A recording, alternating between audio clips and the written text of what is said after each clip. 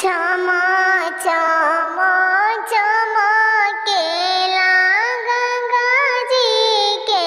पनिया ओइसे चमके बेटी के लीला क्षमा क्षमा चमकेला गंगा जी के पनिया ओइसे चमके बेटी के लीला क्षमा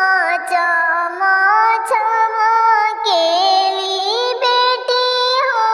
कौन बेटी